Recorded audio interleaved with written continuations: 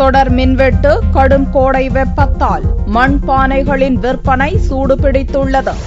லோக்சபா தேர்தல் வரை அமைதி காத்து வந்த மின்வெட்டு மீண்டும் பூதாகரமாகிவிட்டது. அறிவிக்கப்படாத மின்வெட்டால் சென்னை தவிர பிற மாவட்ட மக்கள் கடும் அவதிப்பட்டு வருகின்றனர். மின்வெட்டோடு கடும் கோடை வெயிலும் சேர்ந்து கொண்டதால் பலரும் குளிர் பிரதேசத்தை நாடி சென்றுவிட்டனர். மேலும் வரும் மே 4ஆம் தேதிதான் கத்திரி எனப்படும் அக்னி வெயில் வரப்போகிறது என்றாலும் தற்போதே வெயில் கொளுத்த துவங்கிவிட்டது.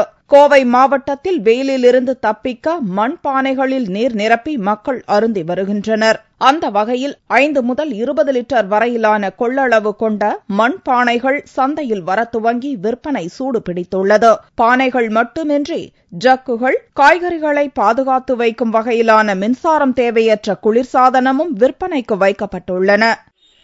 இப்ப மண்பானையெல்லாம் ரொம்ப நிறைய போயிட்டு இருக்குதுங்க. கோடை விடுமுறையினால மக்கள் எல்லாம் ஆர்வமா எடுத்துட்டு இருக்கிறாங்க. பைப் வச்ச பானை, பைப் இல்லாத பானையும் இருக்கு. 250 450 ரூபா வரைக்கும் நம்ம கிட்ட இருக்கு. அப்புறம் இங்கெல்லாம் விலைவாசி எல்லாம் அதிகமா இருக்குங்காட்டி நம்ம போய் அங்க மதுரையிலேருந்து வருதுங்க. மதுரை, மானாமதுரை அப்படி சில ஊர்ல வந்துருது. இங்க மண்பானை செய்யறதுக்கு ஆளுகள்லாம் இல்லை. ஆளுகள்லாம் ரொம்ப கம்மியாயிட்டாங்க. அப்படிங்கும்போது நம்ம வெளியிலிருந்தா கொடுத்து எடுத்துட்டு வர்றோம். அங்கேயே அதிகமான ரேட்டு. அதனால இங்க சேர்றப்ப அதிகமா ரேட் எல்லாம் ஆகுது. 250 550 ரூபா வரைக்கும் இருக்கு. பைப் வச்ச பானை இருக்கு, மண் தவளை பானை இருக்கு. அப்படிங்கும்போது நிறைய பானைகள் இருக்கு. காய்கறி ஃப்ரிட்ஜுகள் இருக்கு. கரண்ட் சுத்தமாவே இருக்கிறதும் இல்லை. அப்படிங்கும்போது இந்த மண் பொருளை மக்கள் விரும்பி எடுக்கிறாங்க. குளிர்ச்சியா, ஆரோக்கியம், உடம்புக்கு ஆரோக்கியமா இருக்கும் அப்படின்னு விரும்பி எடுத்துட்டு இருக்கிறாங்க. இந்த மண்பானைகள் 150 துவங்கி 500 ரூபாய் வரை விற்பனை செய்யப்படுகிறது.